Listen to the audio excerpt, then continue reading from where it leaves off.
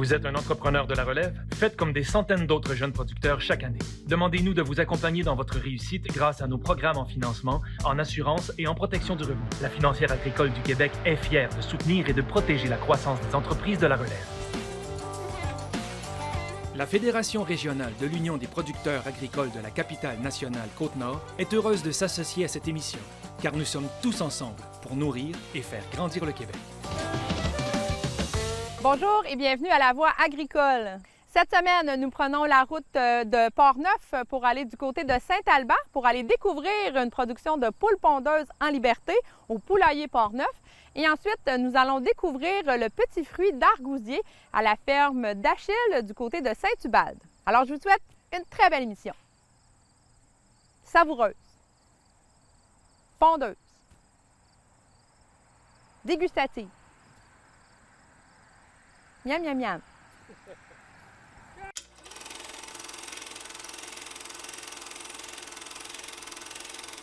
Rolling!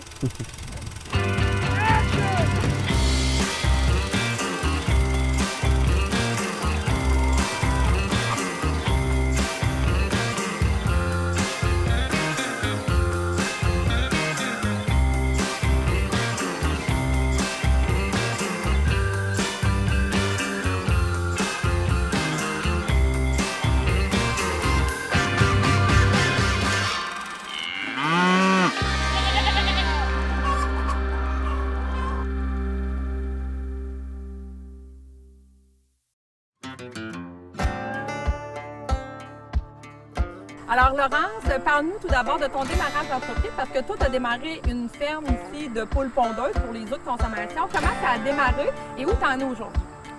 On a commencé depuis que j'étais toute petite, j'avais des poules. On voyait qu'il y avait quand même une grande demande pour ça. Puis la Fédération des producteurs d'œufs, ils ont démarré un nouveau programme là, pour la vente directe des œufs. Donc, ce programme-là, il était accessible quand j'ai terminé mon DEC en gestion agricole.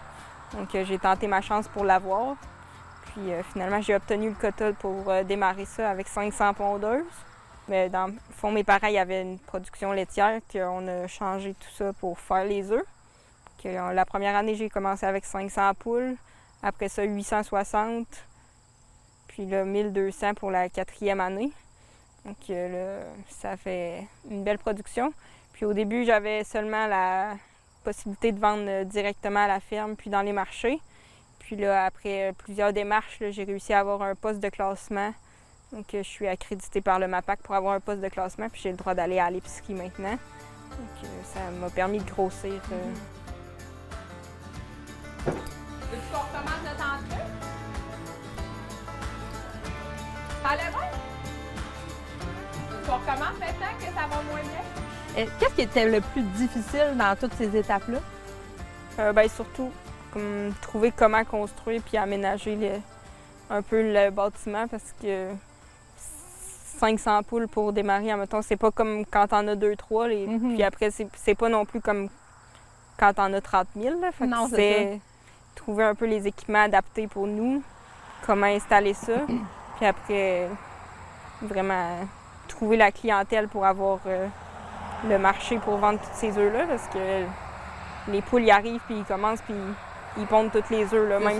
Même si les clients sont pas prêts, les poules, eux autres, ils pondent puis ils pondent à tous les jours. Fait que quand ça commence, c'est parti pour toujours. Là. Tu peux pas dire aux poules d'arrêter de pondre. Fait que ça a été. Mais est-ce que tu réussis justement à trouver assez de consommateurs, assez de points de vente pour écouler tous les œufs que tu fais à chaque jour? Oui. Bien là, jusqu'à mettons, cette année, ça allait vraiment bien. J'en avais comme toujours, j'en manquais dans le fond. La demande était plus grande que ce que je produisais. Puis là, cette année, j'ai quand même augmenté de beaucoup. Puis là, j'ai comme peut-être trop augmenté, là, mais s'il y a encore, je peux travailler pour avoir d'autres points de vente puis réussir à tout vendre. Puis est-ce que ça, c'est compliqué d'essayer? Parce que là, dans le fond, c'est toi qui dois aller cogner aux portes des épiciers de ta région pour dire « j'ai des œufs à vendre, ça vous intéresse ». Est-ce que ça, c'était une belle réception de la part de ces gens-là? Oui, tous les commerces, en tout cas ici dans la région, là, les gens sont vraiment ouverts à... Ils veulent avoir les produits d'ici. La plupart des épiceries, c'est pas moi qui les ai appelés. C'est eux-mêmes qui sont venus à moi pour en avoir. Là, parce que les clients en voulaient, puis eux aussi eux, ils aiment ça, encourager les gens d'ici. Fait que pour les premiers, là, c'est vraiment... J'ai pas eu à chercher vraiment, là, c'est eux qui sont venus me chercher. C'est le fun, là, qu'ils veulent encourager les choses Ben ici. oui. Puis là, après, quand je peux aller voir d'autres épiceries, ben, ils voient un peu aussi que je suis ailleurs, que les gens y apprécient ça. Fait que c'est pas trop dur à passer. Puis les œufs aussi, c'est quand même quelque chose de courant, là, fait que c'est pas trop quelque chose qui est difficile à vendre. Là, fait que On ouais, en ça a va besoin bien. pas mal. Ouais, c'est ça. Vas-y, chante, chante.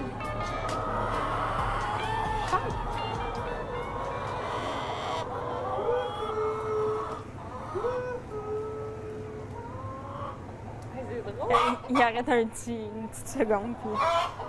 Puis après ça, il repart plus fort dans le temps. Puis est-ce que ça fait la différence dans le goût du produit final? C'est peut-être pas juste qu'ils vont dehors, mais c'est tout l'ensemble des facteurs que... Ils ont juste des grains, là. Ici, c'est juste une moulée végétale. Ils ont un peu d'oméga 3 avec les graines de lin aussi. Ils sont tous en liberté, ils vont dehors. Puis c'est toujours des œufs frais, là. C'est l'ensemble des facteurs un peu qui fait la différence au goût, là. Mais dehors, ouais, peut-être que ça fait une petite différence. Elle sort.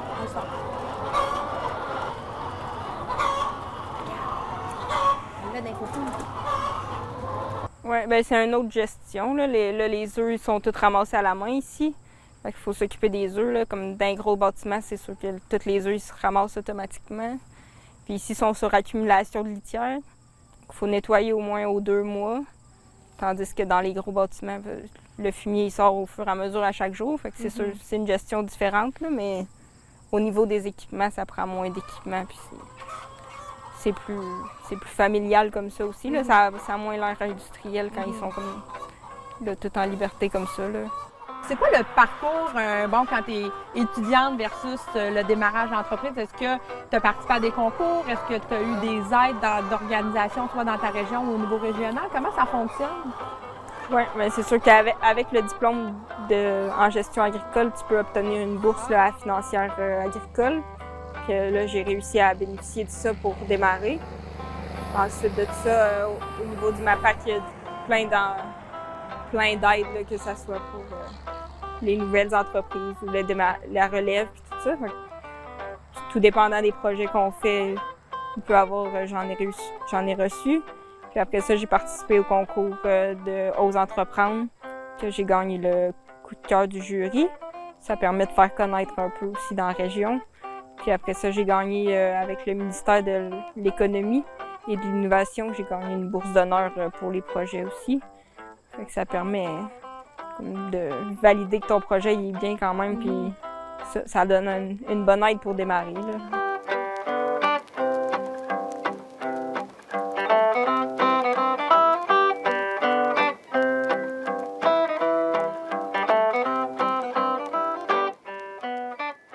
Je suis tout le temps comme méfiante. Elle va-tu partir? Elle grogne. Elle grogne. Elle grogne. Elle veut pas. OK, vas-y. Ah.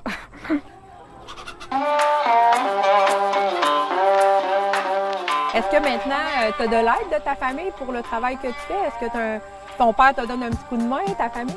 Oui, tout le monde participe. Tout le monde est quand même content de ce changement-là. Là. Ça fait différent. Mais tout le monde est content de... Mon père, il participe. Là, il fait beaucoup de travaux. Il aide à ramasser les œufs. Il accueille les clients. Ma mère, elle aime beaucoup venir au marché public aussi, faire la vente. Que tout le monde participe un peu à sa manière, puis ça fait un nouveau projet. Tout le monde peut trouver ce qu'il aime dans ce projet-là. Puis est-ce que la production, c'est une production compliquée, le fait d'avoir des poules pondeuses? Parce qu'on l'a vu pendant la visite, c'est des poules en liberté aussi. Est-ce que c'est une production qui est complexe, qui demande beaucoup de soins aux animaux, par exemple? Parle-nous donc un peu de la production. Mais la production, c'est quand même simple. C'est sûr qu'il faut s'occuper des poules à tous les jours, puis on peut pas... Il faut s'en occuper, mais en tant que tel, c'est pas si rigoureux que ça. Là. On n'est pas obligé d'être là toujours à même heure là, chaque jour, puis même si j'y vais à 10 h ou à 8 h, c'est pas si grave. Mais il faut être là. Mais l'eau, il faut qu'il y ait tout le temps de l'eau puis de la nourriture, puis être sûr que tout le monde toutes les poules sont bien en santé, là, mais sinon, au niveau de l'horaire, c'est quand même... C'est plus lousse que d'autres productions. Ben ouais. Là. Mais sinon, c'est la mise en marché qui demande plus de temps que les poules. Là. Bien, dans Portneuf, là, on est vraiment beaucoup de personnes qui font la vente directe. Fait que c'est vraiment une belle région pour démarrer son entreprise dans la vente directe. Là. Tous les commerçants, ils sont ouverts à avoir les produits d'ici. Puis avec Portneuf Culture de saveur, on est comme un beau regroupement d'entreprises qui s'entraident aussi. Là. Ça fait un beau réseau de monde. Mais c'était pas pour avoir du soutien de tout le monde. C'était pour démarrer, là, j'ai eu comme le soutien de tout le monde. Là. Toutes les entreprises, ils m'ont accueilli, puis les autres, ils m'ont offert leur aide aussi. Autant les producteurs que à MRC aussi. Tout le monde est content d'accueillir des nouveaux. Là. Ben oui. Surtout des nouvelles productions qu'il n'y avait pas. Là. Fait que j'étais comme... C'est ça. C'était quelque chose qui T'arrivais avec manquait. un... Ben oui, c'est Ouais, ça. il manquait quelque chose. C'était une nouvelle chose qui complétait l'offre qui était déjà là.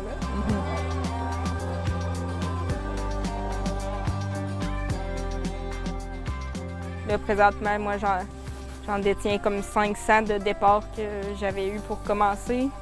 Après, là, j'en ai acheté. On peut en louer. Puis avec 1200, c'est comme présentement ce que j'ai le maximum. Mais s'il y en a à vendre ou que je peux en acheter d'autres plus tard, ça va me permettre de grossir. Là. Mais comme... Parce que c'est ça, si tu veux grossir ton entreprise, il faut en acheter. il y aurait matière à en acheter d'autres. Oui, c'est ça. OK. Quand il y en aura à vendre, là, c'est plutôt rare. Là. Mais quand il y en aura à vendre, là, j'ai la possibilité d'en acheter. Quand on achète après, ça peut permettre de grossir. Là, OK. Mais ça peut se faire. Là. On a le bâtiment pour le faire aussi. OK, fait que si un jour tu veux agrandir, tu serais prête à le faire. Oui. Tant que la demande est là, puis on a de la des place, consommateurs qui achètent. C'est ça. OK. Rester comme toujours quand même familial, là, qu'on soit capable encore de faire tout le monde tout ça ensemble. Là, pour pas que ça devienne trop gros. Puis... Mais c'est ça. Quand même que ça reste petit, qu'on puisse avoir du temps en famille comme correct, mais ça, plus combler le marché, puis diversifier, ça serait... Ça fait J'aimerais partie ça, de là, tes pour... plans. Ça fait changement aussi dans les activités de la Ben oui. journée. Puis ça, les gens, ils sont prêts à acheter des produits. Fait que, on a la place pour avoir d'autres produits. Là, fait.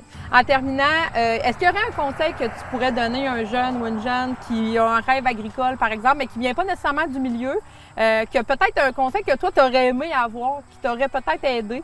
Est-ce que tu aurais quelque chose à leur dire par rapport à leur projet agricole? Et il faut y croire, là, quand même. Même s'il y en a qui pensent que ça va pas nécessairement marcher. Si toi, tu y penses, si tu y crois, puis tu travailles pour le faire, ça va marcher. Là. Puis comme toujours le faire comme toi tu veux. Là. Mettons, il y en a qui vont te donner toutes sortes d'idées ou eux aller dans leur direction à eux, mais il faut que tu continues à croire en toi, comment que tu veux y aller dans ton projet. Puis ça, là, si toi, tu n'as pas envie de faire ça comme c'est supposé, ben tu peux y aller comme toi tu veux le faire. Là. Garder ton chemin. C'est ça. Je pense que ça va être plus bénéfique pour toi puis pour l'entreprise. Ça va être mieux si tu es content de faire ce que tu veux comme tu le veux. Là. Bien, Laurence, on te remercie beaucoup. Merci pour la visite. Merci pour ton temps. Puis on te souhaite évidemment un bon succès dans ton entreprise. Merci. À vous.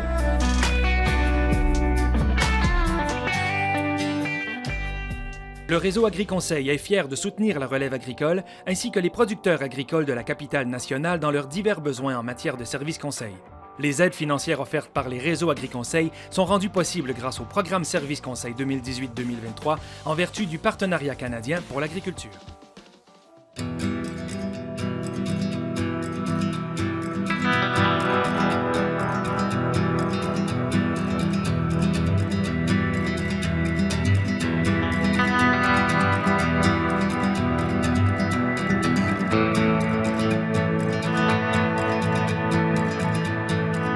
Alors, Caroline, on est ici à la ferme pour parler de l'argousier, la production, la transformation. Tout d'abord, j'aimerais ça que vous nous fassiez un historique de l'entreprise. Vous avez démarré cette entreprise-là, là. Oui, on a démarré l'entreprise. En fait, c'est en 2007-2008 qu'on a commencé les premières plantations. Mais les premiers produits sont arrivés là, juste en 2010-2013. 2013 vraiment, là, plus. Là, ouais. OK. Puis pourquoi avoir choisi l'argousier? Parce que c'est déjà en 2021 un peu méconnu encore, mais à ce moment-là, c'est encore plus méconnu. Ben, en fait, c'est ça. C'est Samuel, mon conjoint, qui a découvert l'arc-bousier dans un cours de foresterie. Puis on est un peu tombé en amour avec l'arbuste, puis on a décidé d'essayer. Fait que quand on a acheté la terre ici à Saint-Hubald, on a fait les premiers tests de plantation, puis ça répondait bien. Fait que on a décidé de continuer à planter jusqu'à l'arrivée des premiers fruits, en fait, parce que ça prend à peu près 5 ans là, avant d'avoir les premiers fruits. Là. Puis quand les fruits arrivent, on fait quoi avec les premiers fruits? En fait, c'était la grande question qu'on se posait. Qu'est-ce qu'on va faire avec ces fruits-là? Bien, on a décidé de faire du jus, en fait, simplement parce qu'on avait des jeunes enfants, puis on a fait du jus, puis on a aimé notre jus. Fait que là, on a fait des cours un peu dans ce sens-là pour apprendre à fabriquer un peu plus industriellement du jus. Fait qu'on a vraiment roulé vers ça, puis tranquillement, après ça, il s'est greffé plein d'autres produits, là, à cause que c'est un arbre vraiment extraordinaire, là. Tu vois un petit verre? Voir ce que ça goûte, là. Ben oui.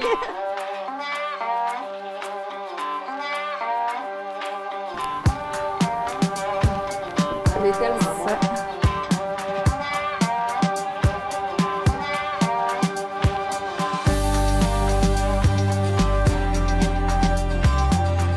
Puis là, on apprend comment à travailler cet arbre-là, à travailler le fruit. Est-ce que vous avez des formations? Est-ce qu'il y a des spécialistes avec ces fruits-là? Comment on apprend le métier de producteur comme ça d'arbousier? Par essai-erreur. Vraiment, là, c'est en plantant, en regardant. Il y a plusieurs affaires, surtout au niveau de la plantation. Il y a beaucoup de choses qu'on a essayées et qui ont fonctionné, d'autres qui ont moins bien fonctionné. Puis en cuisine, ben c'est aussi de l'essai-erreur. Hein, c'est un peu ça. Fait que ça, tu vas le saupoudrer sur du poisson, tu vas le mettre sur des salades, sur un potage. Dans un granola, ça se met sur le yogourt, ça colore, puis ça goûte citronné, ça goûte acidulé. Ah oui, non, c'est ça. Puis est-ce que c'est un gros défi de faire de la transformation alimentaire? Bon, on produit le fruit, oui, mais la transformation alimentaire avec les normes, tout l'aspect salubrité, la paperasse, est-ce que vous trouvez ça lourd, cette partie-là, ou ça a quand même bien été? Bien, ça l'a quand même bien été, là. Je trouve que quand même dans le fruit, il y a beaucoup moins de normes là, que dans la viande, par exemple. Mais c'est sûr que il y avait beaucoup de paperasse à remplir, il y en a toujours encore. Je pense juste à la certification bio, à tous les intrants, à vérifier, tout ça. C'est sûr qu'il y en a beaucoup. Puis aussi, il y a tout le côté web, là, ça a l'air de rien, mais d'être présent sur le web, de faire de la promotion, tout ça, c'est quelque chose qu'on a appris à mesure. Là. Même le pépin, on pourrait le manger, là. C'est comme un grain de lin, là. C'est pas...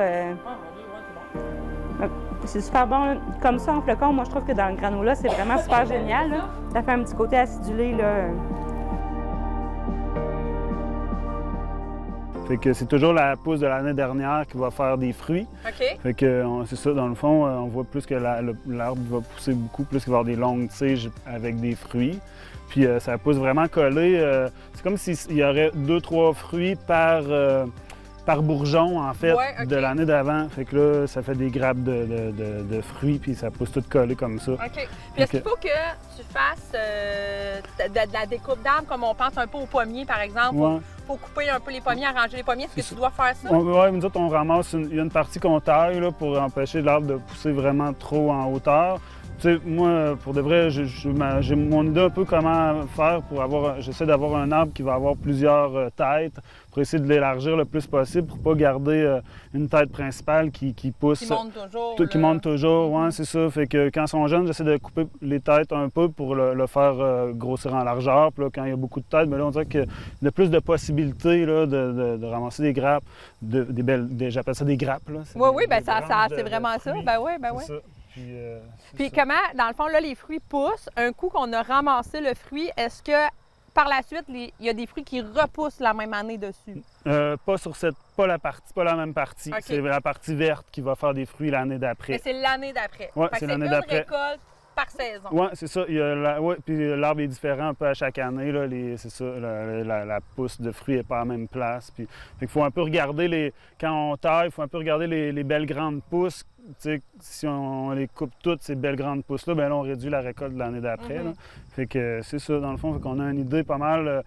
À ce temps-ci, en tout cas, on a une idée que si la récolte de l'année prochaine elle va être bonne. Oui, tu peux déjà avoir une idée. Oui, OK. c'est ça.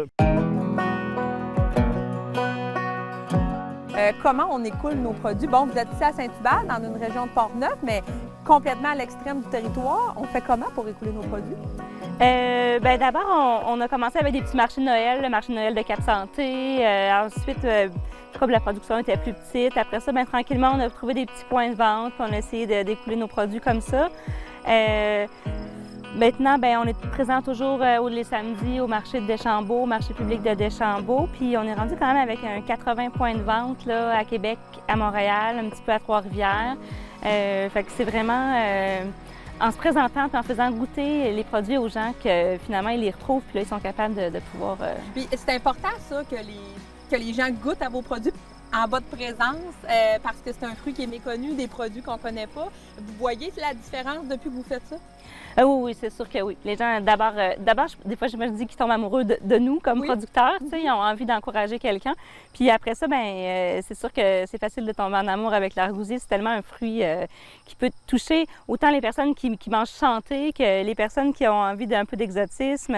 Ça va vraiment dans toutes les directions, là. Même les restaurateurs l'utilisent de plus en plus. Eux aussi, ils sont des bons porte-étendards de l'argousier. Présentement. C'est quoi la particularité de ce fruit? En fait, les particularités du fruit, parce qu'il y a énormément de bienfaits de ce fruit-là. C'est quoi exactement qu'on retrouve, là, les points les plus importants là, du fruit? Je dirais que c'est la vitamine. Il y a 30 fois plus de vitamine C dans l'argousier que dans l'orange. Il y a beaucoup de vitamine A, donc la vitamine de la bêta-carotène. Il y a beaucoup d'acides aminés, puis il y a aussi des oméga. C'est un peu drôle d'avoir du gras dans un fruit, là. C'est un peu comme un olive, l'argousier. Donc l'oméga 3, 6, 7 et 9, c'est un fruit qui est très, très riche, là. Fait il se mélange vraiment de différentes façons. On a les variétés russes. Eux, dans les variétés russes, on doit en avoir une dizaine de variétés. Ces variétés-là, on les ramasse à partir du début à août jusqu'à la mi-fin août. Puis ensuite, il y a les variétés qui viennent plus dans le coin de la Lettonie. Eux, on les ramasse par la suite. C'est que ça va fin août, début septembre. Puis ensuite, il y a les variétés allemandes comme ceux-là qu'on ramasse avant la gelée. Là, les autres, les fruits restent dans les arbres même tout l'hiver. Ça nous permet d'étaler la récolte sur plus longtemps, puis avoir plus de fruits. Puis c'est ça. Puis est-ce que, peu importe la variété, le goût est le même? Est-ce qu'il y a quand même des différences? Quand même. Moi, les fruits russes, je les trouve très sucrés. Okay. Puis, comme eux, ils sont moins là. Fait que oui, le sucre, ils ont tous des goûts différents, ils ont toutes des couleurs, des formes. Pour de vrai, chaque variété est vraiment différente. Sa particularité.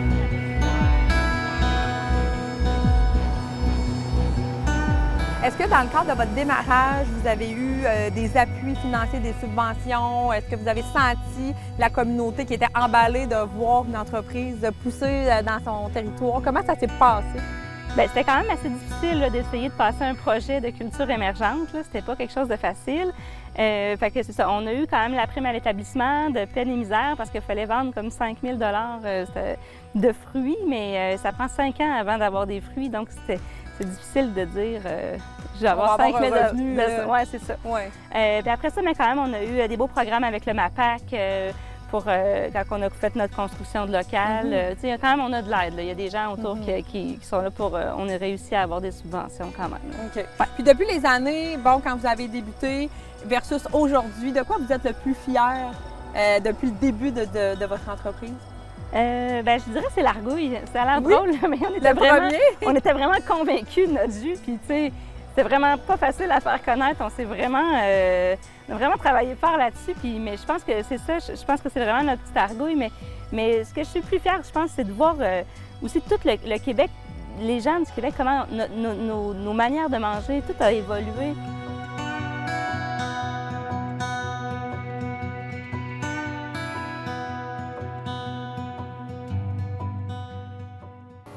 On a principalement l'argouille, qui est le jus pétillant d'argousier, donc argousier haute source sirop d'érable, qui est un peu comme une petite limonade effervescente, super rafraîchissante et vitaminée. On a la saveur nouvelle qui est avec des fraises du basilic. Après ça, on a vraiment tous les produits. On va aller chercher la feuille de l'argousier dans la tisane, qui va être une tisane qui va goûter comme un thé vert, qui va être vraiment un stimulant. On va retrouver la pulpe déshydratée aussi de l'argousier. Donc, on va pouvoir saupoudrer sur des poissons, sur des salades, des légumes. On a notre petite variété de confiture, donc une gelée argousier orange, un peu marmelade pour les déjeuners avec un beau croissant. On a miel et argousier, là on va être très crémeux sur même faire comme un coulis sur un gâteau au fromage ou pour avec un petit fromage de chèvre, là, tu sais, vraiment aller chercher le petit acidulé sucré dans le miel. Puis j'ai le thym basilic qu'on va pouvoir agrémenter avec un pâté de canard, un foie gras ou une petite terrine. Si je continue en proche, j'ai ma petite sauce piquante argousier et habaneros. Là, on va être très piquant, piment habaneros, dans lequel c'est du jus d'argousier pur dans lequel on a cuit le piment habaneros. Sûr et piquant, très différent de ce qu'on retrouve comme sauce piquante sur le marché. Souvent, ça va être sucré puis sucré vinaigré. Il n'y a aucun vinaigre dans la sauce, on va être vraiment juste dans l'acide, dans le jus pur d'argousier. Donc le goût du fruit vraiment qui ressort, puis le piment. Sur une pizza, mais mexicain, c'est vraiment super intéressant. Puis il y en a tout doux, là, la petite assaisonnement à l'argousier. Donc la pulpe de fruits mélangée avec un sésame grillé puis un petit peu de persil. Encore là, salade, poisson, concombre, tomate à l'heure du dîner, c'est vraiment un beau produit. Bien, on a l'huile de pépin d'argousier, en fait, qui est comme un sérum pour la peau. C'est une huile qui est très riche, qui est une couleur très orangée, en fait. On va mettre 1 à 2 gouttes au visage, puis ça va vraiment aller hydrater en profondeur, mais ça va aider aussi à cicatriser les peaux sèches, ceux qui font de l'eczéma. Ça va vraiment aller hydrater en profondeur. Puis on a un beau petit savon aussi qui est fait avec la pulpe d'argousier, qui va être légèrement exfoliant, qui est avec de l'huile essentielle de lavande. Et qu'est-ce que vous diriez à un jeune qui aurait un rêve agricole, un peu comme vous avez eu votre rêve, un conseil que peut-être que vous auriez aimé, que vous auriez ça avoir eu en commençant, mais que peut-être personne ne vous avait dit, vous, ça serait quoi le conseil que vous donneriez à ces jeunes-là? Je ne sais pas si je peux vraiment donner de conseils, mais juste de ne pas lâcher, de ne pas lâcher puis de croire, en fait. Croire en son produit, c'est vraiment ça la clé, en fait. Nous, on croyait en notre produit, puis on était convaincus qu'un jour, que ça fonctionnerait, tu sais. Puis c'est ça, un jour ça fonctionne. Bon, super, bien, on vous souhaite un bon succès dans le développement de votre entreprise. On a goûté, on est déjà vendu, là, nous, on est des nouveaux clients. Donc merci beaucoup Caroline, merci.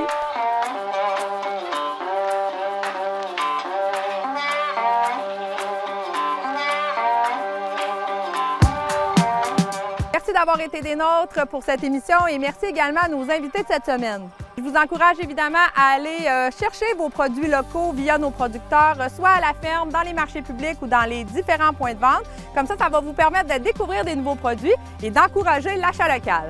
Sur ce, je vous souhaite une belle semaine.